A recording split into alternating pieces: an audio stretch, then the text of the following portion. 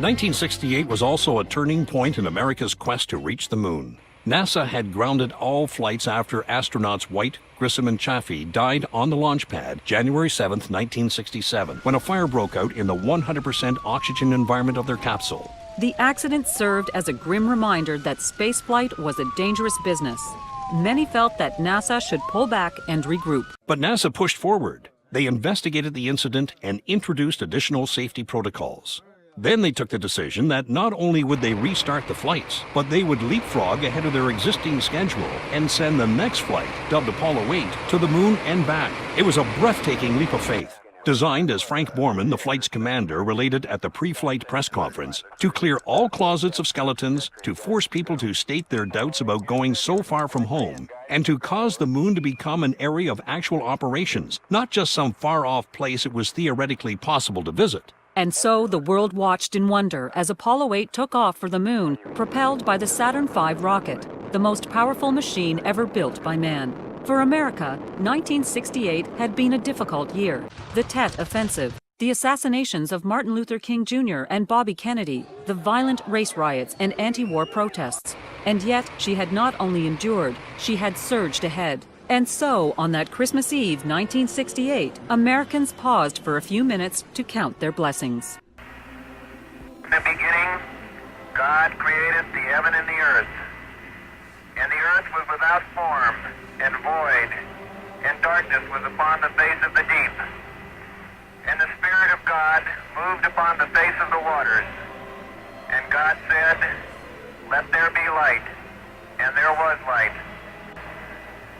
And from the crew of Apollo 8, we close with good night, good luck, a Merry Christmas, and God bless all of you on the good earth. Like all manned space flights, the crew of Apollo 8 took hundreds of pictures during their mission. But no picture taken in space, before or since, has had as much impact as the one snapped by Bill Anders on that same Christmas Eve of the Earth rising over the moon. It has been called the most influential environmental photograph ever taken. For the first time, human eyes had viewed the Earth from the perspective of those who had wandered far from it. Unlike the maps we had colored in grammar school, there were no lines demarcating the borders of the various countries. Nothing to indicate ownership by any particular people or nation. Nothing, as John Lennon observed, to kill or die for. Rather, the Earth appeared as it really is, our common home, a shiny blue sapphire sphere, interspaced with patches of brown, partially obscured by wisps of white cloud. Anders described it as an oasis of life in the vastness of space. 1969 dawned with the release of Led Zeppelin's self-titled album. The LP had a lugubrious feel that was uncommon in the late 1960s. The effect was further enhanced by the cover sleeve art that depicts Zeppelin's Hindenburg going down in flames. The record signaled an end to the 1960s and was a harbinger of things to come. On January 20th, Richard Milhous Nixon was sworn in as the 37th President of the United States. During his campaign, Nixon promised Americans he had a plan to end the war, but refused to provide any details. 8 days later, a blowout on a Union Oil platform spilled 90,000 barrels of crude oil onto the beaches of Santa Barbara County in Southern California. The catastrophe inspired Wisconsin Senator Gaylord Nelson to organize the first Earth Day the following year. It also facilitated the passing of the Environmental Policy Act. The Act established procedural requirements for all federal agencies to prepare environmental assessments and environmental impact statements of the effects of their proposed actions. In the book of Genesis, 1st chapter, 26th verse, it reads, "And God said, Let us make man in our image, after our likeness, and let them have dominion over the fish of the sea, and over the fowl of the air, and over the cattle, and over all the earth, and over every creeping thing that creepeth upon the earth." For millennia, man had used this verse to justify his domination of the earth and its resources. But in the 1960s, a new generation was questioning traditional authority and the principles upon which it rests. Man's treatment of the environment was part of that process. Of all creatures great and small, man alone is endowed with the capacity to preserve the others. Surely then, the environmentalists reasoned, dominion must imply more than just the authority to act. it must also include the obligation to act responsibly. Also in January, the Beatles gave their final public performance on the rooftop of their Apple Corps offices, located at number 3 Savile Row in London. By 1969, each Beatle was essentially functioning as a solo artist, while the others acted like a backup band. That their personal lives, once inextricably entwined by their arduous touring and recording schedule, had also diverged was evidenced by their appearance. To insulate himself from the bitter cold, John had borrowed Yoko's brown fur coat. Ringo wore his wife's red mac. Paul sported a dense beard. John was clean-shaven. The rooftop concert was the only time since the Beatles achieved world fame that they performed for a live audience without their trademark matching suits and haircuts. Just as the fictional children of Mary Poppins and Peter Pan had left the childhood world of their nurseries, symbolized by the view of London from their rooftops, the Fab Four emerged from their basement studio to look out over those same rooftops and bid their fans and each other farewell. The Beatles, like the first wave of boomers, were growing up. I'd like to say thank you on behalf of the group and ourselves, and I hope we pass the audition.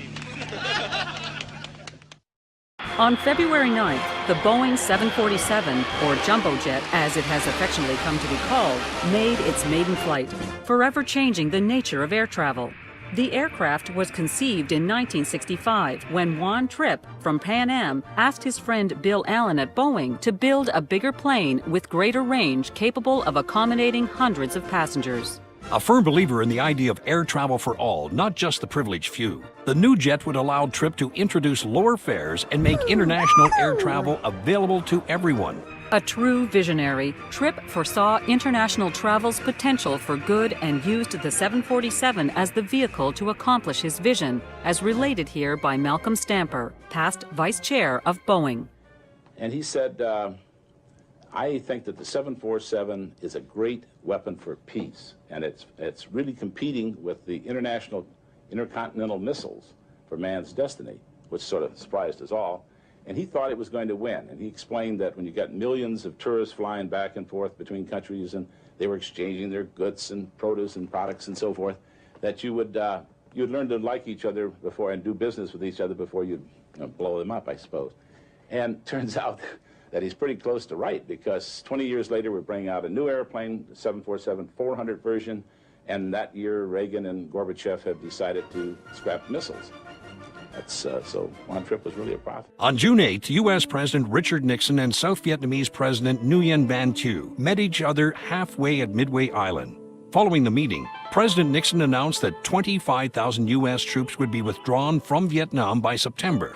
The first troop withdrawals commenced in July. From that point on, the number of U.S. troops in Vietnam steadily declined. But that summer, the eyes of the world were fixed on events playing out in the heavens above. I'm going to step off the limb now.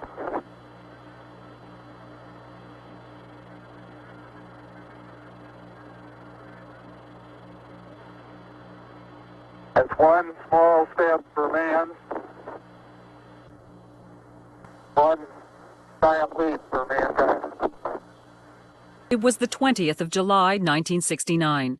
Despite the unprecedented challenges associated with the endeavor, America had achieved President Kennedy's 1961 goal of landing a man on the moon before the end of the decade, with 5 months to spare.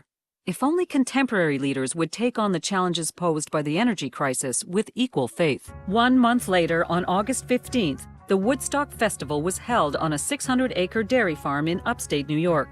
Some of the era's most influential musicians performed at the event, including Jimi Hendrix, Janis Joplin, The Who, The Grateful Dead, The Band, Crosby, Stills, Nash & Young, and Jefferson Airplane. The festival was originally designed as a profit-making venture, and some 118,000 tickets were sold. However, when an additional 400,000 young people turned up, the organizers cut the fences rather than risk people being trampled as they tried to gain access to the grounds. Besides the sheer number of people who attended the festival, the event was remarkable for at least 3 reasons. First, despite the fact that event organizers were unprepared to feed and provide basic sanitation services for the 500,000 attendees, there was little discord among event participants. Indeed, a spirit of celebration and goodwill prevailed during the entire 3 days, even after the weather turned rainy. At Woodstock, there was no VIP seating or corporate boxes. Second, the music. Most significant was Jimi Hendrix's interpretation of the Star-Spangled Banner. Hendrix's screeching feedback and brutal use of his whammy bar set against the backdrop of the American national anthem powerfully symbolized the sounds of the Vietnam War. From the screams of civilians to the concussion of bomb blasts, it was a musical work of pure inspirational genius, analogous to Pablo Picasso's Guernica, in which the artist used paint and canvas to portray the horrors of the bombing of the Basque city of Guernica. Third, and perhaps most significant, Woodstock marked the triumph of 1960s counterculture over the prejudices of 1950s Cold War values and the fears upon which they were based. After Woodstock, the boomers would strike out on their own, but some of the lessons learned along the way would never leave them. That they shared the same small planet, that peace was a byproduct of social equality, and that equal opportunity meant equal opportunity for all, not just those of the same gender or skin color.